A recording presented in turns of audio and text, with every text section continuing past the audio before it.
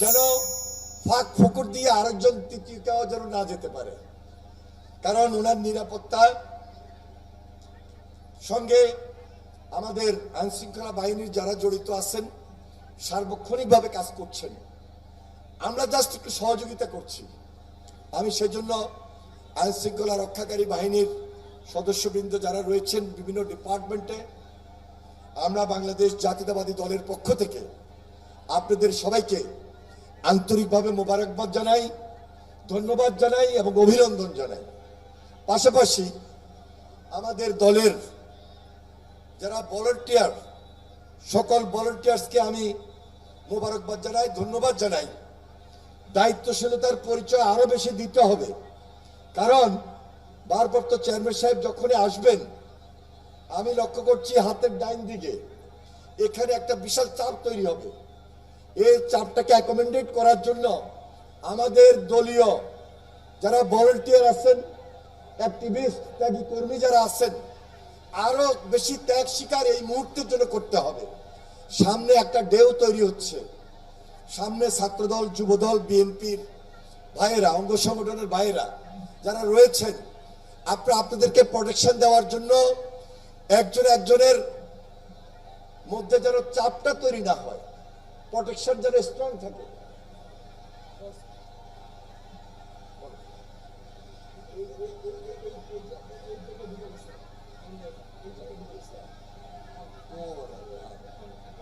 কেন?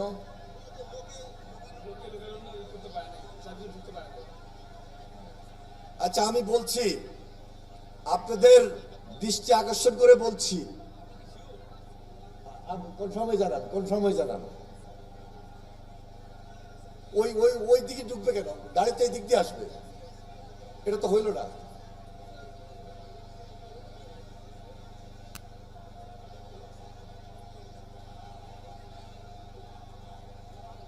আমাদের ভারপ্রাপ্ত চেয়ারম্যান জনাব তারেক রহমান আমাদের খুব কাছাকাছি, মিটিং এর খুব কাছাকাছি। আর মিটিং বলতে তো আসলে শুধু মিটিং না, মিটিং এর শুরু কোথায় শেষ কোথায় আমিও জানি না, তবে মঞ্চটা এখানে, মঞ্চের খুব কাছাকাছি তিনি চলে আসছেন। প্রায় আমার মনে হয় খুব বেশিক্ষণ সময় লাগবে না। তবে আমাদের যারা দায়িত্বে রয়েছেন, ভলান্টিয়ার্স প্লাস আইন শৃঙ্খলা রক্ষার দায়িত্বে যারা রয়েছেন, এমনভাবে গাইড করতে হবে যেন চেয়ারম্যান সাহেব নির্বিঘ্নে মঞ্চের কাছাকাছি, মঞ্চের পাশাপাশি আসতে পারেন। আমি যতটুকু শুনেছি যে মঞ্চ যেখান দিয়ে উনি আসার কথা সেই ট্র্যাকের বাহিরে হয়তোবা অপর সাইড দিয়ে আসার জন্য এরকম কোনো ব্যবস্থা হয়ে গেছে কিনা আমি জানি না, তাহলে কিন্তু এটা সময় লেগে যাবে।